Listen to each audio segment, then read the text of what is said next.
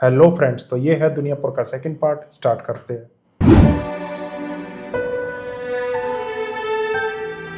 इस बात का एहसास है मुझे, और उस एहसास की वजह से मैं यहाँ तक आई हूँ। आप आपके रहमो करम में हो, आप जो चाहे कर सकती हैं। अगर तुम्हें इस बात का एहसास है तो मेरा बेटा भी कमजोर नहीं है कि घर आए हुए मेहमान का फायदा उठाए। तुम जैसे यहाँ आई हो ना, वैसे ही अपने घर जाओगी। इज्जत से।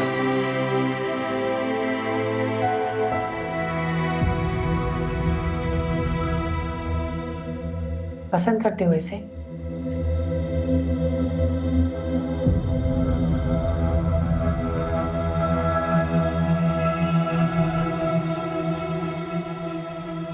तुमसे पूछने की जरूरत इसलिए नहीं है क्योंकि यहाँ तक चल रहा है। जानबूझकर कोई भी इतना बड़ा खतरा मोल नहीं ले सकता।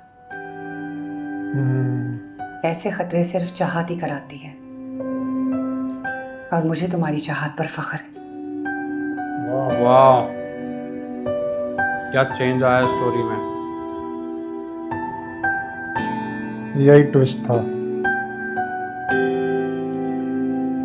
बस अब दादी से मिलवाना और रह गया है।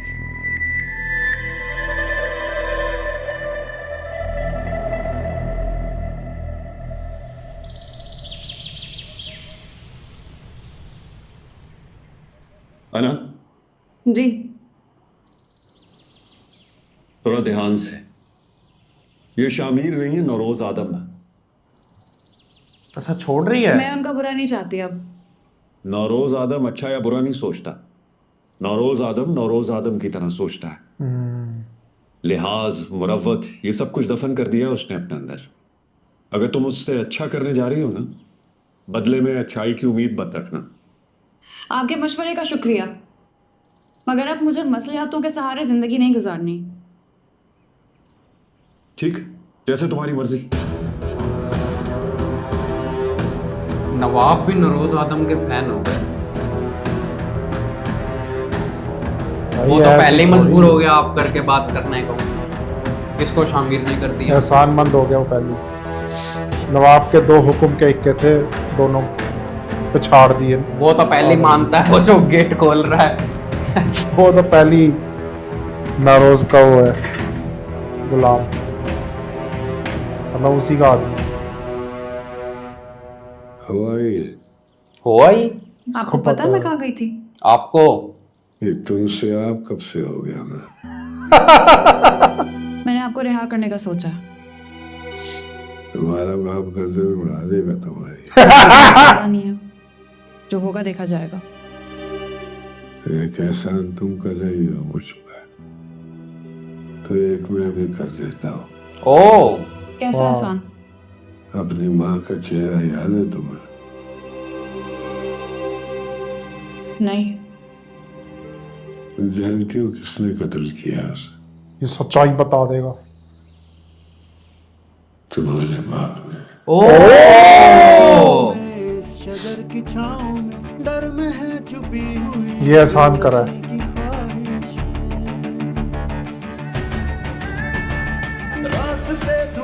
ये कैसा रिया कर रहा है। करेगी, अभी इसको शौक लगा है। मुझे लग रहा है पहले उसको मार देगी। नवाब को मार गया देगी। नवाब आज।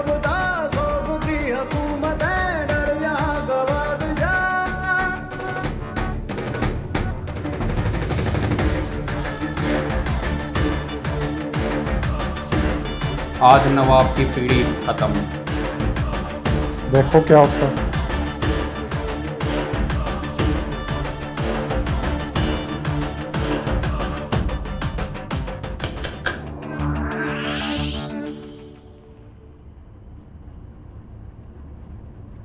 अब इतनी सुबह यहाँ क्या कर रही हो? कहाँ सवाल जाएगा? पूछना था। ऐसा कौन सा सवाल है जो इंतजार नहीं कर सकता? सवाल बहुत पुराना है, जवाब मुझे फौरन चाहिए। पूछो। अम्मा को किसने मारा था? ओ, नवाब समझ गया। फौरन जवाब चाहिए। नारोज ने बता दिया। दिल का दौरा पड़ा था। दिल का दौरा पड़ा था या आपने मान लिया था? ये तुम्हें किसने कहा? जिसने भी कहा है, मुझे सच जानना है। मैं जानता हूं कि किसने कहा। रोज जिसने कहा है ना, वो तुम्हारे भाइयों का कातिल है और हमारा कैदी। मैं तुम्हारा सगा बाप हूं और वो एक कैदी, और तुम्हें मेरी बात पे एतबार नहीं है। मुझे आपकी बात पर यकीन नहीं है। तुम्हें नौरोज की बात पे भी यकीन नहीं करना चाहिए। और अगर तुम्हें मेरी बात की समझ नहीं आ रही है ना, तो मार दो अपने बाप को गोली। मगर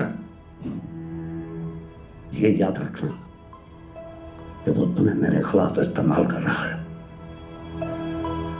और वो इस बात में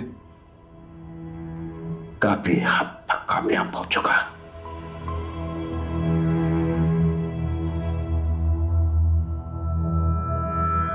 नौरोज आदम को मैं आजाद कर रही हूँ।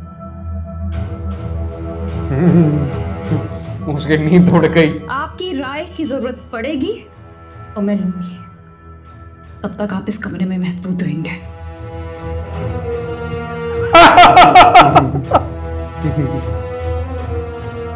नवाब भी बरसाती डड्डू बना हुआ है। ना उधर का ना उधर का। ये अब फोन कर देगी मुझे लग रहा है नवाब को, क्योंकि इसने आना को देख लिया यहाँ पे।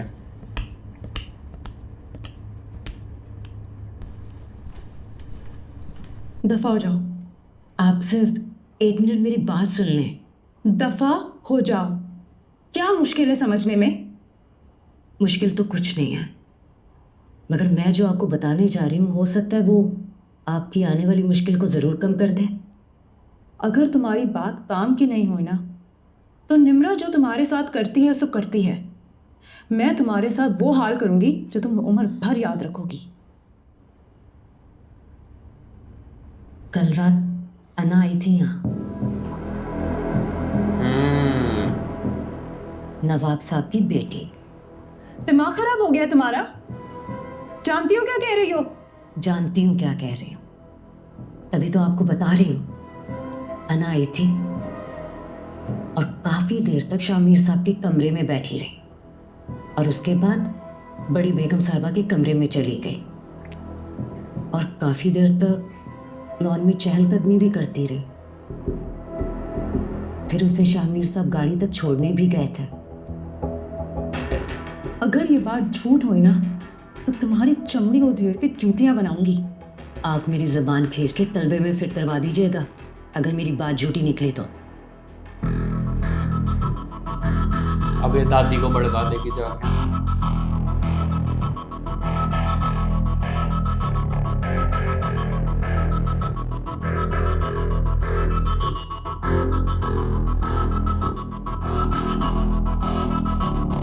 अरे ये अब नवाब को फोन करेगी ये कितनी डालते हो? जी 1 बूंद पानी में रोज। और ये 3 कतरे खाने में। थोड़ा बढ़ा दो। जी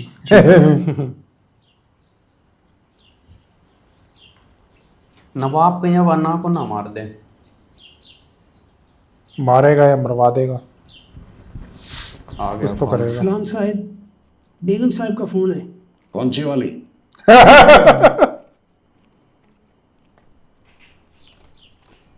वाह भाई वाह, तुम अभी जिंदा हो। आपने तो मुझे कभी अपनी बीवी समझा ही नहीं, मगर मैं एक वफादार बीवी के फर्ज निभा रही हूँ। औरत की याददाश्त तो बड़ी तेज होती है, ये तुम कैसे भूल गई?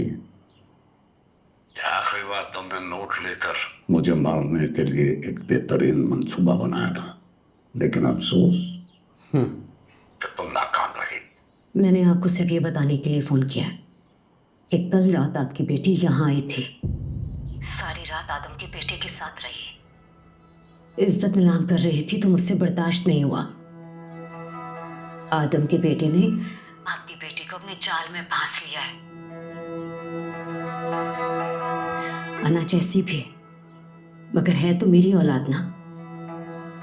बस हो सके तो मुझे माफ कर दीजिएगा, मुझे पछतावा है। क्या करें, बच्चे बड़े हो जाते हैं तो बाप भी कहाँ सुनते हैं। मेरे पास तुम्हारे लिए अफसोस के अलावा कुछ नहीं है। एंजॉय। एंजॉय भी नहीं बोला, अनजॉय। कॉमेडी मैं आपको बता रही हूँ, इसी जगह मैं अपनी जान दे दूंगी। इसी तख्त के नीचे मेरी कब्र बनेगी, फिर आप उस पर बैठ के ना अपनी सियासत कीजिएगा। आराम से बच्चे, आराम से।